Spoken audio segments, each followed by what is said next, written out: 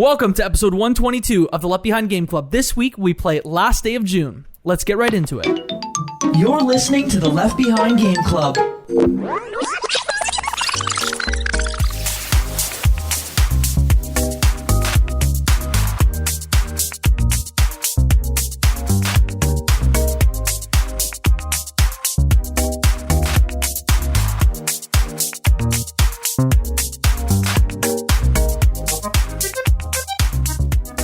Welcome to the Left Behind Game Club, our never-ending attempt to make sure that no game is left behind. I'm your host, Jake McCord, and today I have two friends with me. The first friend, you know him, you love him. His name is Michael Ruffalo.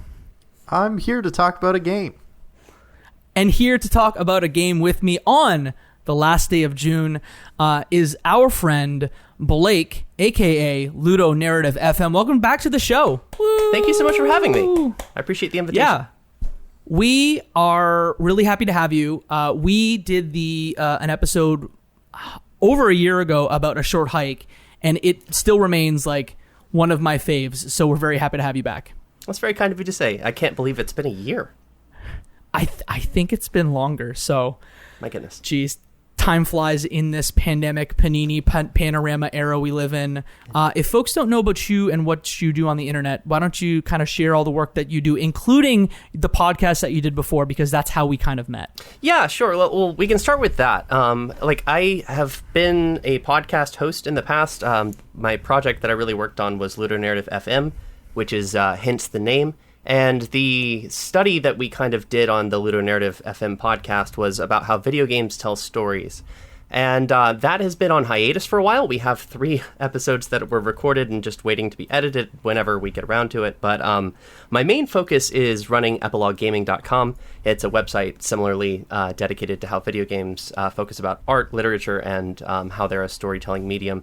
So I do a lot of articles over there, some recent stuff. I won't do like a long pitch.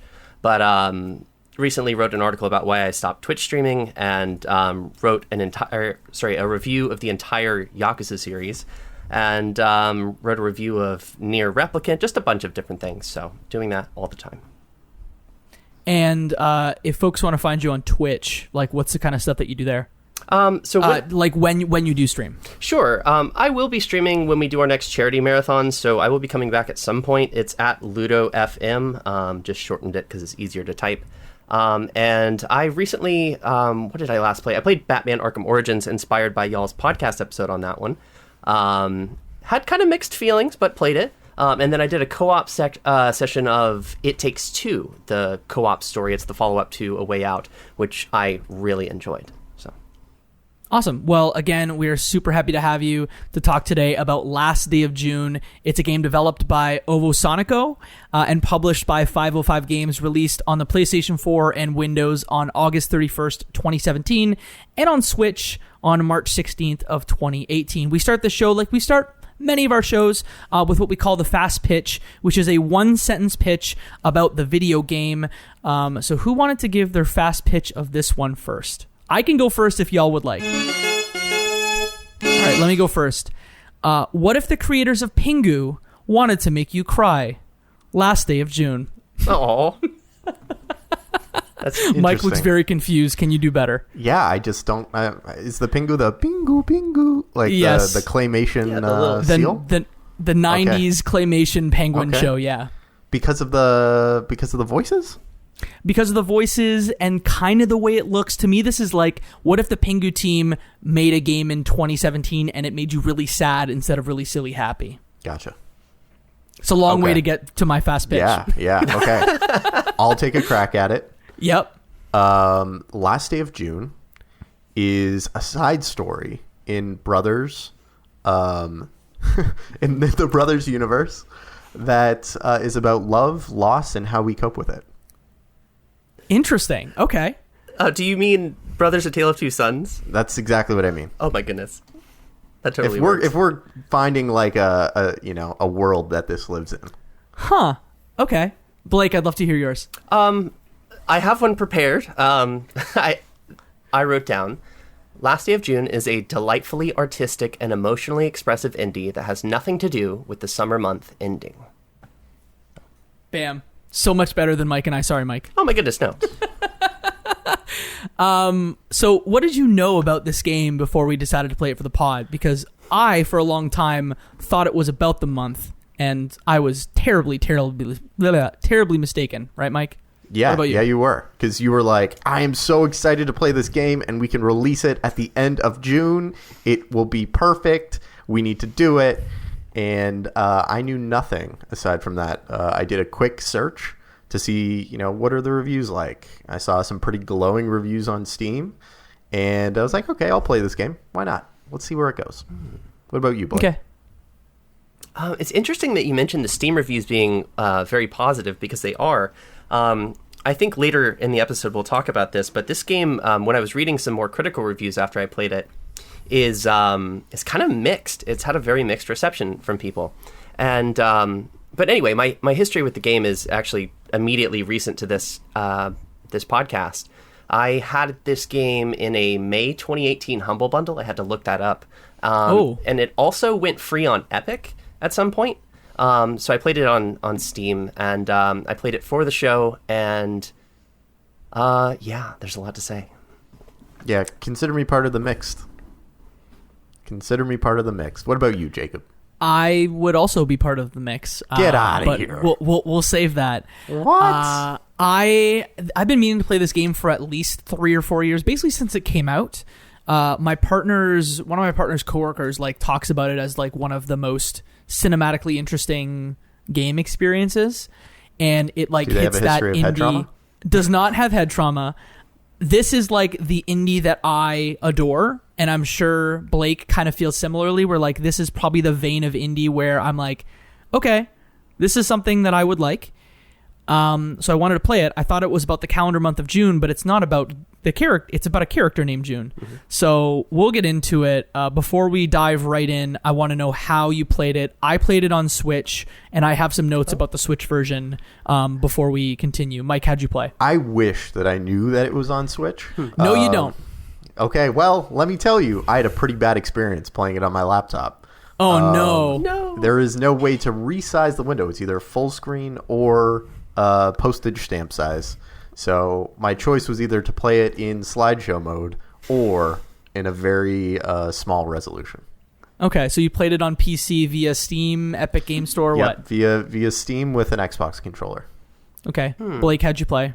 Played it on my gaming PC, and I didn't have any issues. I ran everything. There's not a lot of settings on this game on PC, but everything was at max. And I didn't have any issues whatsoever. It's such a shame to hear that both of you had performance snags. I mean, the performance issues on my part were that I'm pushing this, laptop to beyond its limits to get it to play. I don't think you need a beefy PC to make this work. I just didn't have one. Well, let me tell you, there's a Switch version. And I would recommend not playing it on Switch, only because from a strictly performance standpoint, we'll talk about what the game looks like artistically, but it felt like there was a layer of Vaseline that was kind of smeared over the screen. I would assume to make Filters. the game work on Switch, kind of from a filtering perspective, no pop-in, but anything beyond maybe 10 in-game feet, it looked kind of blurry. And then when you turn the screen, the frame rate would cut in half most of the time. So I would recommend, if you were going to play this game, do it on PS4 or PC. Did you play that in both handheld and docked mode? I did, and the performance on handheld I found was better. Okay. Which Makes is sense. a weird, interesting Well, it thing. just it has to push out different resolutions, right? 720p versus 1080.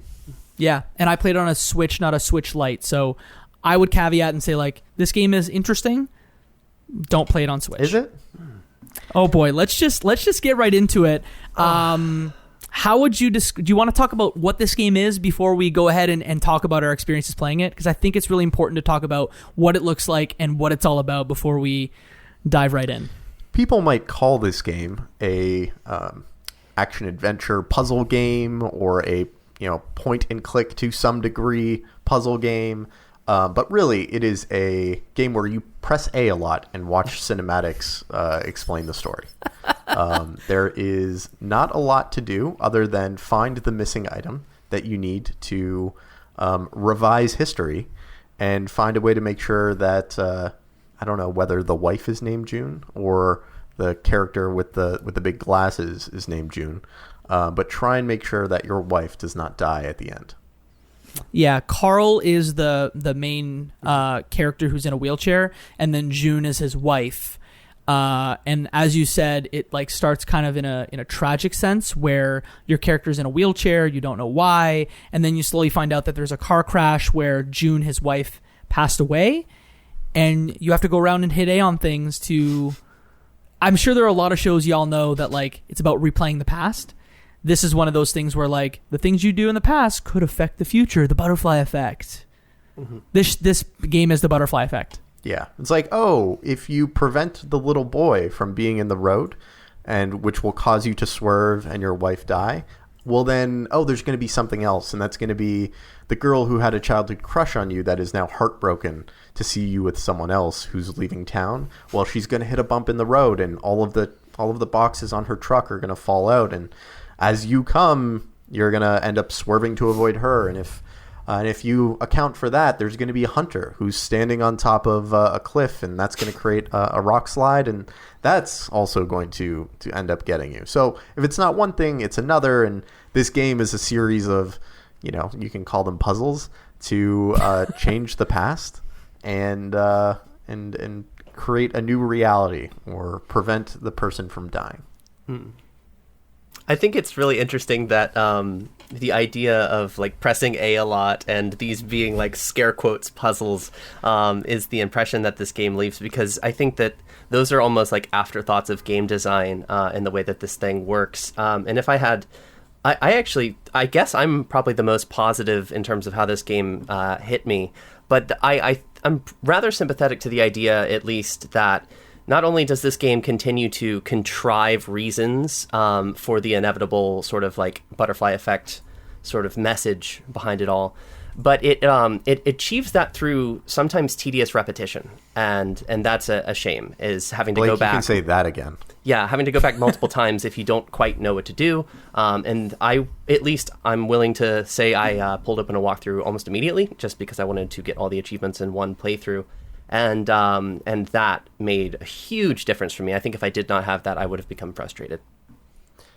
And you can repeat that again, and you can repeat that 4 more times, because that's often the amount of times you would have to do something to get through the end of this game. Mm-hmm. I won't lie, I also pulled up a walkthrough because at about the halfway mark, there was just a puzzle that I wasn't understanding. So imagine that there's kind of 2 layers to the game, and they're all being done in this I don't want to say shared world, but in a very finite space. It's like a neighborhood, essentially. And there's the present where you have your character, Carl, who's in a weird wheelchair, who is touching paintings and like trying to relive his memories through spiritual paintings. And then the past where there's more color, there's more life. And that past is where you're solving puzzles that affect the present. And like y'all said, the puzzles are simple. It's like, how do we get the hunter to not, end up in one area that causes not an avalanche, but like a cliff to fall on the road? How do we get boxes from someone's car not to fall out into that same road? We're trying to prevent one accident from happening. What I really appreciated about the game, to give some positive about it, is that I appreciated the structure of it, in that the whole game was really one puzzle that you had to figure out, and it was like maybe 2-ish hours, and that's what I really enjoyed, of seeing like the whole puzzle come together. I just feel like the thing that we had to do in the moment, moving up to things and pressing A, was not the fun part.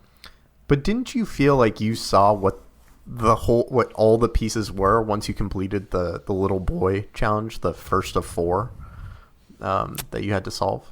Do you mean like, did I know what was about to happen? Could I yeah, did you not foresee like, oh, well, we're gonna do this with the little boy and prevent him from being in the road with the soccer ball, and then we're also gonna have to do this for the literal 4 other characters that were created here aside from the dog? Maybe I felt like it was a Final Destination movie where like someone was predestined to die, and you just had to like move through it and say like, okay, they're not going to die. It's going to be someone else, and I have to go through all these characters to do it. I don't know if I'm explaining myself correctly, but I guess what I would say is like I kind of did see where it was going. Right. Right. But you appreciated seeing how it all came together in the end. Yeah, I just wish that the game was like the puzzle solving was more fun or more satisfying. That there was a challenge.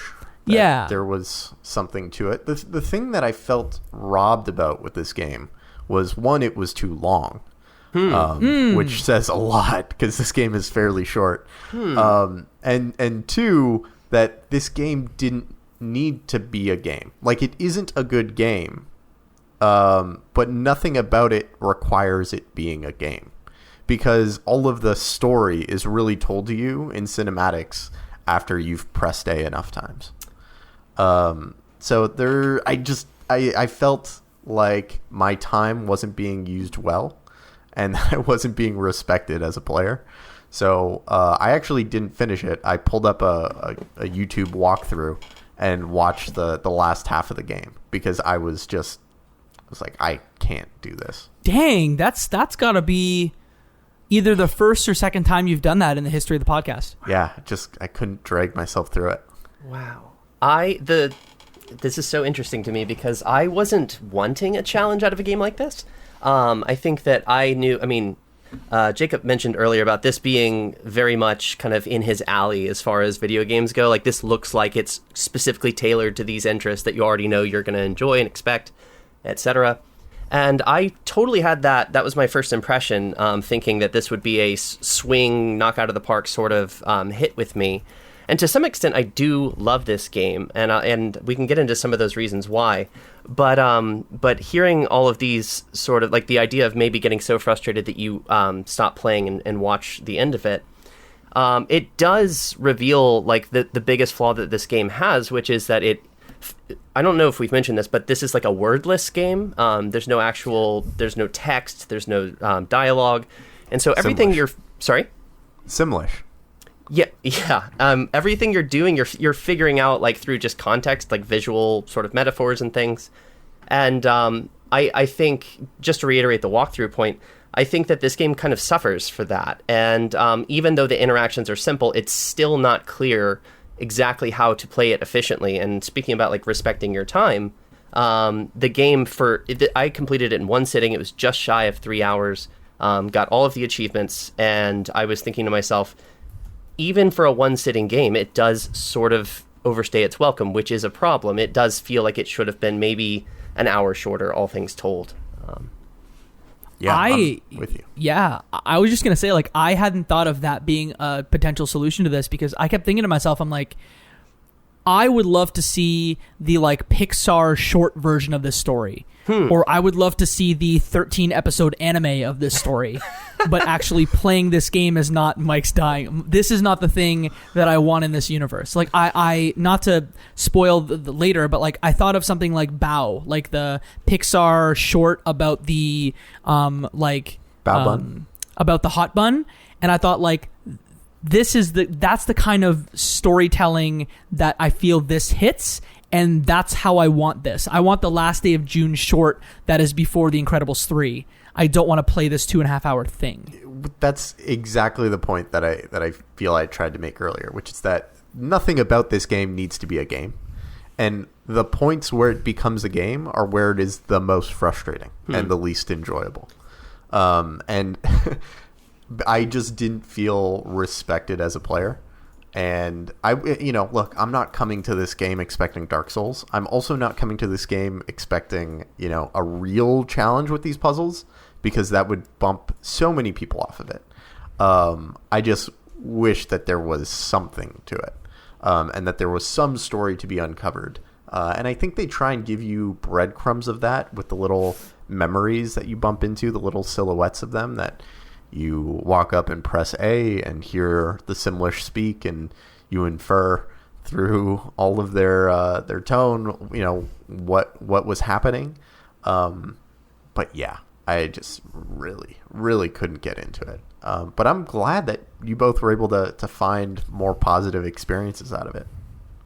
Yeah, one of the things that I actually enjoyed, I'm not someone who normally achievement hunts, but I looked at kind of how involved it would be, and you can do it in one playthrough, so I decided to go ahead and do everything. And that requires some sort of like eccentric interactivity. Like one of the early achievements, like in the opening scene at the lake, where Carl and June are sitting out on this little dock, you go to get June a flower, and you can get that flower to bring to her. That unlocks an achievement. But if you pick all of the petals off by simply pressing A, if you pick all of the petals off deliberately, you get another achievement, which is, I believe it's called She Loves Me Not. And it was just a cute little thing that the fact that it was there was nice. It put a smile on my face. And then later into the playthrough as the little boy, there's an achievement that you get called Not Great at Basketball. And I want to ask both of you, did either of you try to shoot the soccer ball that the kid plays with into the basketball hoops? I did. I spent so much time doing it. I thought Never maybe if I throw 100 shots, it'll be like a little Easter egg that it's the 100th that gets in. Oh my gosh. And I found out that no, there is no Easter egg. There is no way for the boy to get it in. Yeah, I kept positioning myself. I'm like, do I have to be here? Do I have to be closer? And it did not go. So I'm glad to know that there is no way to sink it. I thought what was really charming about this is also the wording of the achievement. It says, shoot the ball at the basketball hoop 4 times. So intrinsically just like implying the kid's clumsiness and inaccuracy. Just a little charming touch. There is another positive thing that I really want to talk about, and it's the look of this game. I think the characters are really interesting, and like they reminded me of something that Tim Burton would do, or like kind of like Coraline the movie, except instead of buttons on the eyes, there are. Imagine like the characters look like they're either carved out of wood or made out of clay, and instead of having eyes, there's just the sockets for the eyes, but they're not super deep. They're pretty shallow. But even then, like, I appreciated the pastel colors. It looked like someone had painted a sunset the entire time with this game, and I appreciated looking at it despite the technical hiccups on Switch. So I feel like we've talked quite a bit about the ways in which this game, lets us down. But I think that there's probably some positives to be found in both the aesthetics and the story. So I'd love to tee you guys up. Which one did you find was, more enjoyable? More enjoyable? More enjoyable. Sorry, English is tough.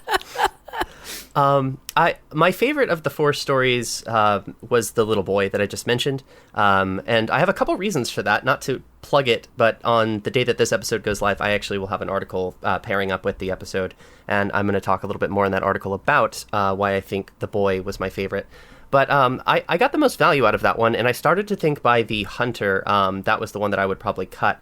The reason I liked the boy is because of the playful nature of it, and it felt really empathetic and kind of a natural way of telling the story and extending this idea of this inevitable tragedy, because the way that the boy is involved with this car crash that happens is this kid is by himself, and he's lost all his friends, and he goes up to these adults to plead with them with his soccer ball to play, and the hunter's busy, distracted. We could talk about what he's distracted doing, and the best friend character also shakes her head and turns him down.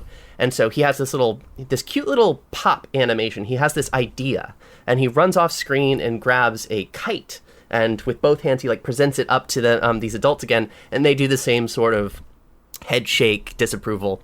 And so he inevitably plays with this dog, the hunter's dog, who's just kind of laying there barking, doing nothing, and starts throwing the ball with this dog, and the dog is like really bad at throwing it back. It keeps going towards the road, and eventually the ball lands in the road, and the boy runs out to grab it. They swerve, causing the same car crash. So I really liked that one because it was really trying to toy with this idea of being lonely when you're young and having to entertain yourself and having adults being busy or not sharing your interests, and all of that gave me just some nice introspective little moments that I enjoyed. Yeah, I would say that was my second favorite story. My favorite was the older man, and I think it's kind of for the same reason. You talk about like the youthful innocence and like trying to get people to play. To me, it was like the older gentleman who was trying to reach out to others, either through providing a gift to June for, you know, Carl and June, or by like finally breaking down and deciding to play with the little boy, like play with the kite. Like, you knew he didn't want to do it, and I could almost hear it in his Simlish that he was like this old man, and he's like, leave me alone, I want to sit on my rocker and enjoy myself a sweet tea on the back porch.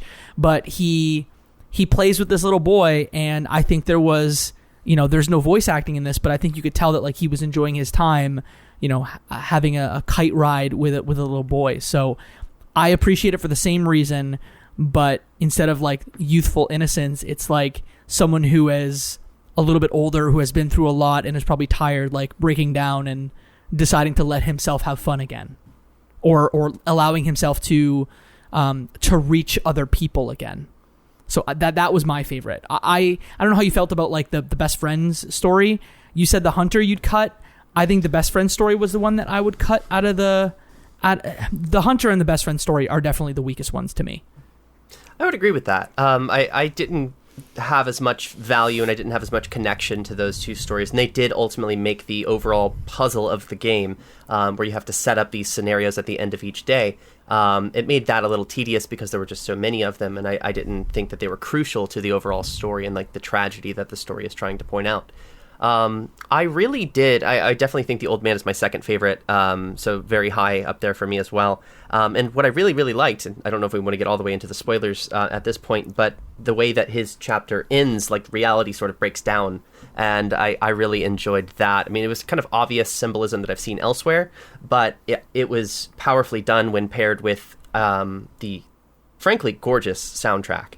It really was effectively utilized there. I thought that the music really added this cinematic flair that this game was kind of going for. I thought the music was great. Mm-hmm. I loved it. I loved the aesthetics, the visuals of it. I just hated playing it.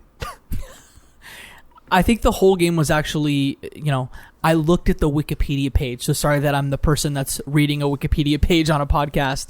But the whole game was inspired by a song by Steven Wilson, mm-hmm. who's the composer on the game. So I would agree. Like, it was, to me, it was like the visuals were great.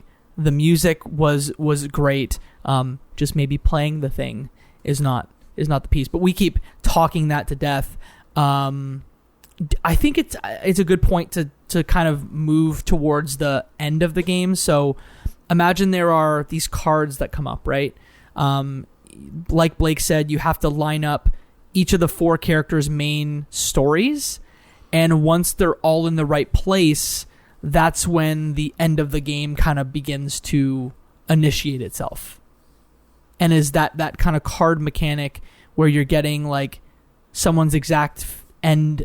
I'm not explaining this right, but you're replaying the same hour. Thank you. Go ahead. Yeah, once you start aligning each of the different situations and scenarios where each character needs to be, the little boy needs to be playing with the kite, each one is lined up correctly, then you get back to the dock, the day starts anew, and you get to see what the end of the game actually looks like.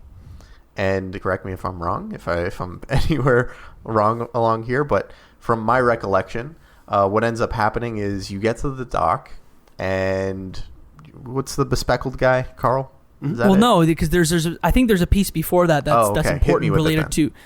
I don't know, Blake. Do you want to hit on like the gift part before we get to the dock? Well, one of the things going on with the gift towards the end of the game is the old man is trying to continuously bring it to the house where Carl and June live. And there's this kind of connecting point that maybe this giving of the gift is the triggering, inciting incident of this whole butterfly effect narrative. And there's some speculation about what this gift is. I don't know. Have either of you thought about what's inside the box? It's this little like red and white sort of cube. Has to be a gift for the soon-to-be baby. But that's my bet. It's not fully. Is it determined what's in it? I don't think the game shows it. Yeah, and I think that when I was looking on the internet, there's people that there are different schools of thought of what is in the gift, correct? What's in the box? What's in the box? Sorry. I wasn't clever enough to think like baby gift when I was playing it at the time, but that is the kind of theory that I've settled on in my mind. I think that this is some like premonition of like, this is a past conversation that the old man has had with June, and he's like bringing this over, which June excitedly wants to give this box, this little present to Carl. And it could just be something simple like a happy little birthday gift, but I think it being something a little more symbolic because of the inevitable ending, it is more fitting. And the thing that you have to kind of experience through gameplay is, Blake, you mentioned having to go back and try and deliver the gift multiple times. It's because in the past, I don't know how to describe it, but the world is kind of crumbling around you. And each time you deliver the gift, it makes you repeat it, but the world crumbles a little bit more until you deliver it for either like a third or a fourth time. And I don't say like the delivery takes, but like that's when you can finally move to, okay, what happens in the present and the future. It's a weird game.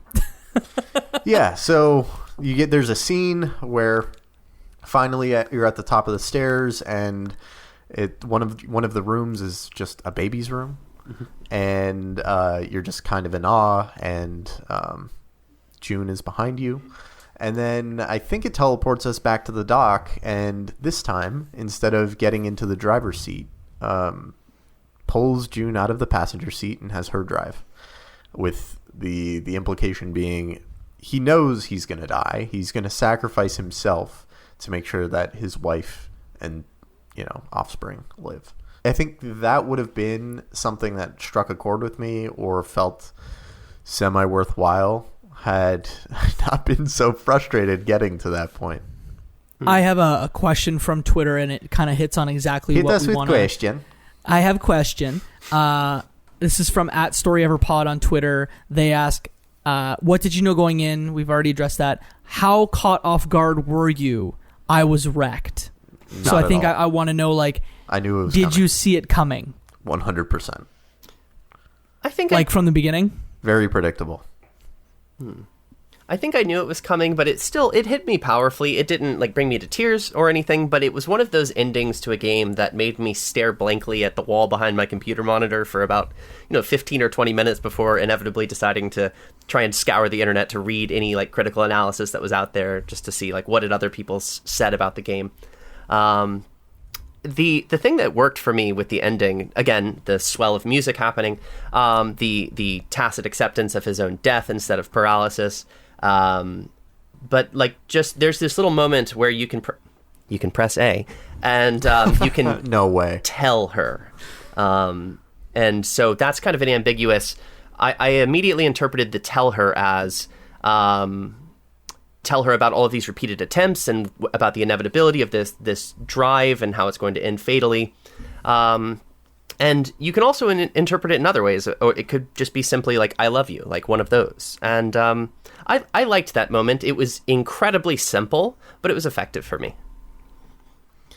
Yeah, I think the other thing that kind of lost the impact for me is that, it's kind of set up as this moment of heroism in some respects, right? Like, oh, I will fall on the sword.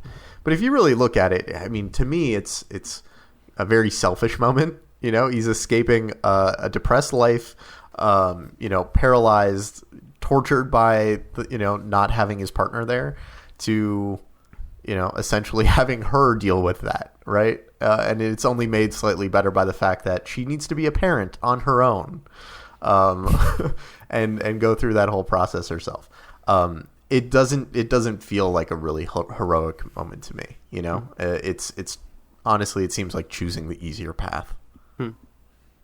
Huh. But you didn't know going in that. So Carl is kind of paralyzed from the waist down because of the accident. So we didn't necessarily know that she wasn't going to share the same fate. So would you? I understand what you're saying about him wanting to escape like his reality. You've kind of just exposed a different lens to look at the game, which is that he's actually just trying to prevent himself from being paralyzed, instead of saving his wife. No, I'm not saying that's actually what it was, but there's a part in the game where there's a book, right? And you look in the book, and like the wife has drawn a picture of Carl as Superman or Super Carl. That was nice, but I don't know if you can strictly say like he was just trying to escape his own fate. I mean, what else was he doing? Trying to save the life of his unborn child. That's a lens to look at it. I mean, that's the interpretation I initially had. I didn't think that it was in any way selfish, or at least that wasn't how I read it. That, again, it's maybe the fault of nonverbal storytelling, but that interpretation is completely valid. There's just every bit of like real storytelling we get. I don't know if, yeah, anyways, it just really comes in those cinematics. And I think what I did like about this, and there's very few things I like, but what I did like about this was that you get these, backstory and memories of the characters as you go. I specifically thought the blonde woman who's escaping town, I thought that was a, gut-wrenching little bit of story, because I can imagine what that's like. I can imagine what it's like being a hunter, or not being seen as the hunter, but really only doing it to get close to, your father. I can imagine what that's like. I can see what those stories come to. I thought that was way more interesting than trying to change the past to get an outcome that you liked better. So yeah, I didn't like this game. What about you guys? I appreciate this, and when I always think about games, I'm like, people make these things. I appreciate it. I appreciate that Last Day of June exists. Like I said, I wish that this was an anime or a Pixar style short where it's 12 minutes of content that just punches you in the gut and makes you cry. But as a game, I didn't enjoy playing it. It is a very simplistic puzzle game that I can't recommend, but I'm very happy exists, and I'm looking forward to the next project from the team, truly. And that's not like a cop-out. I love that this thing exists. I do. What if you applied that same logic to other types of media? It's a movie that I just don't want to watch. Or it's a TV show I don't want to watch. Or it's a play I don't want to experience. I'd rather something take a swing and miss than not take the swing. For sure, but there was very I'm not little answering your swing in question. here. Yeah. It fails at what it's trying to do, which is be a game. Yes. It does not fail at telling an interesting story. It just chooses the wrong medium. Yeah, fair. I would have been actually way for this if this was just like a UE or Unity or whatever thing that you load up and it plays as a movie, where I don't have to pretend to press A and make a difference. Or it was 45 minutes instead of 2.5 hours. Yeah. Blake, sorry, we keep talking about it. What do you think? I think ultimately I like the game quite a lot. I don't think it does everything well as a game. That's definitely been made clear, and I would agree with that. But it had an intention of making an emotional impact, and it did that for me, which was a nice experience that I would ultimately recommend people try. I don't think this game has any replayability because of the nature of the repetition, and so it's not something I will probably ever go back to. But it would give me excitement if, for example, a friend told me that they were streaming it on Twitch. I would tune in for it. I enjoyed the experience and would like to see what sort of conversation it generates. So, it evoked an emotional reaction in me too, Blake. Just a lot of anger. It's like 75% off right now on Steam. So if you're listening to this, it may still be on sale. But I would say if this game's $3 or $4, it's worth a try if it looks interesting to you. See, and in my mind, it's 25% too expensive. Well, Mike, you may not have enjoyed this title, but what I'd love to do is move us to a segment that I call the recommendation machine.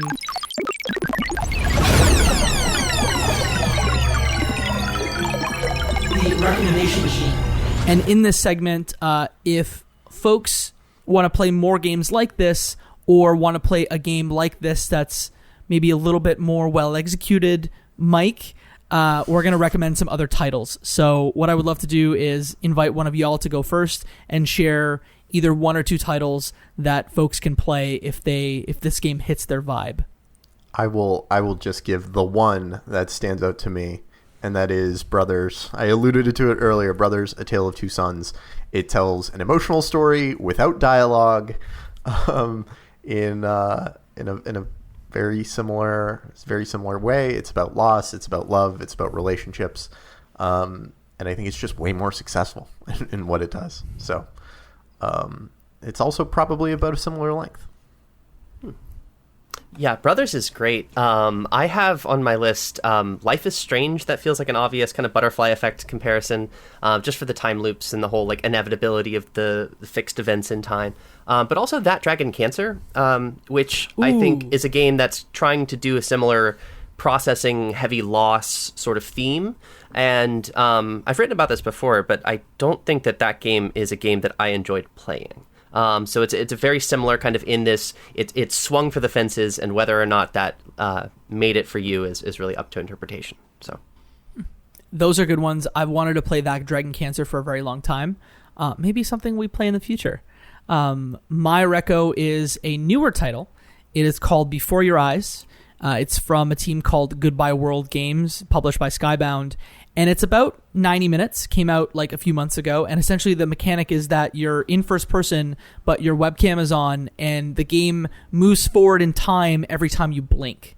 And so it tells this story of, you returning to your life after death, and it re-experiences some moments from it. I don't want to spoil it because it's wonderful and fantastic. So if that game sounds interesting to you, it's like $10 on Steam. It is wholly worth your 90 minutes.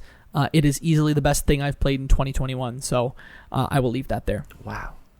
Blake, have you played it? No, been meaning to. Highest recommendations from a lot of people I respect. So it is phenomenal. It's fantastic. So, well, I think that covers our discussion on last day of June. With that, we'll close the show first by saying, Blake, thank you so much for coming on the show today. If folks want to find your work on the internet, if you could just remind them again where they can find you, that would be lovely. You can find me on Twitter at LudoNarrativeFM. Sometimes I stream on Twitch at LudoFM, and of course, Epilogue Gaming is where I spend most of my gaming attention and energy. Recently published articles on Persona 4 Golden, and like I mentioned, the Yakuza series, and many, many others coming soon, including the one coming up on the day that this episode goes live. So check that out if you're looking for more Last Day of June stuff. And you can also be found in the Left Behind Game Club Discord at times as well, talking with the wonderful community that's there. You're part of that wonderful community, so thank you for being there and being here. We will have to have you back sometime in the future to talk about indie games once again. You can find all things Left Behind Game Club at leftbehindgame.club, on Twitter at Left Behind Club, and on Instagram at Left Behind Game Club. If you like the show, do us two favors. One, send it to someone you like, or someone you don't like who likes podcasts, because that's the way people find out about podcasts, is by getting recommendations. So share it around. And then if you do like it, consider giving us a 5-star review on your podcasting platform of choice, because it does help.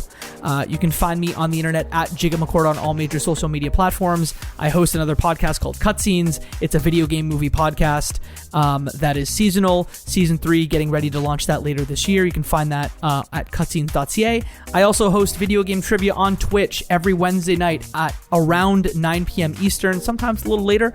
You can find that at twitch.tv/JacobMcCourt. Mike, where can people find you? Find me at RuffaloM on most social places online and in the Discord server. I will see you all there. How do you get there? Go to leftbehindgame.club, click the big button in the middle, it will take you right into it. Or you can go to leftbehindgame.club/Discord as well. That works too. That's true. Mike, take us home, sir. And that, my friends, is a game I'm happy we left behind.